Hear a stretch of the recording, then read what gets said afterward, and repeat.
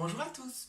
Alors, par rapport à la suite de ma petite vidéo de la semaine dernière, où je vous expliquais ce que c'était, la raison pour laquelle plutôt il fallait consommer des protéines le matin et à midi, j'ai eu énormément de retours, parce que quand on entend protéines, parfois on reste avec un petit point d'interrogation. Dans les protéines, il y a deux catégories. Il y a les protéines animales et les protéines végétales. Dans les protéines animales, on va retrouver la viande, le poisson et les œufs. Alors que dans les protéines végétales, on retrouvera plutôt les légumineuses, les céréales, les oléagineux.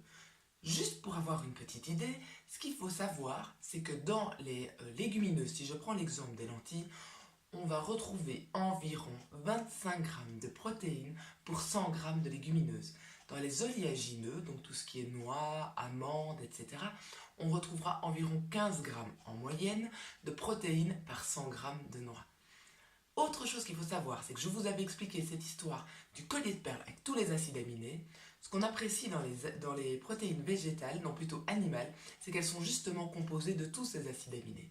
Alors que si je prends plutôt les protéines végétales, elles ne sont pas composées de tous les acides aminés. Alors ce que l'on va faire, c'est qu'on va les associer.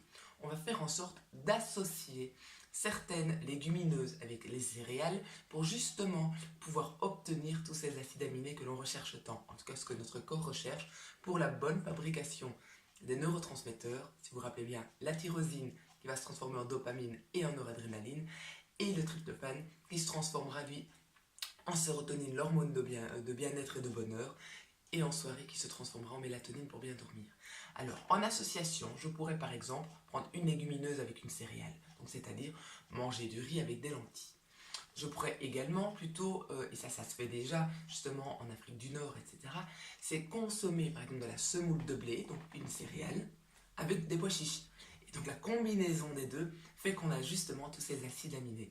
Maintenant, autre chose, il y a d'autres protéines végétales qui, eux, ont directement tous les acides aminés, comme le quinoa est composé de tous ces acides aminés, ainsi que le soja et l'amarante.